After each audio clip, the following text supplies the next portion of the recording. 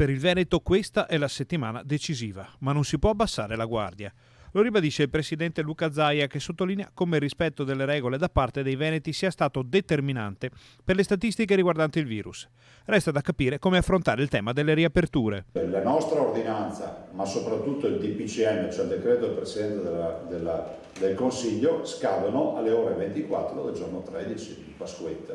Quindi ci sono solo due ipotesi: o costruire il provvedimento successivo, qualsiasi sia il provvedimento, di apertura, di non apertura, di quello che è, perché comunque ci vuole un provvedimento, o per revocare tutto quello che è chiuso, o per stabilire nuove regole, insomma, o lo si fa all'ultimo minuto e si rischia di fare male, oppure iniziamo a costruirlo. Abbiamo una settimana davanti e si riesce a costruire. Le regioni, anche per il tramite del nostro portavoce e il presidente della conferenza, che è Bonaccini, hanno già dato piena disponibilità a lavorare, si parla anche di cabina di regia, insomma, sia quello che sia, l'importante si faccia. Con le belle giornate, l'aumento della temperatura e le festività pasquali imminenti, Zaia torna a rinforzare il concetto: niente scampagnate a Pasquetta.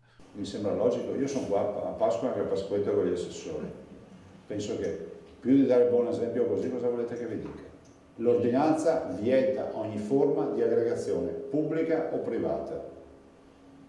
Se volete rispettare la legge, o meglio ancora fare un lavoro di squadra per salvare la vita ai veneti, bisogna stare isolati.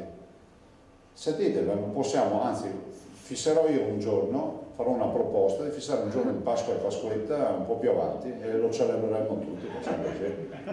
Insomma, facciamo indifferita, propongo la Pasqua e la Pasquetta indifferita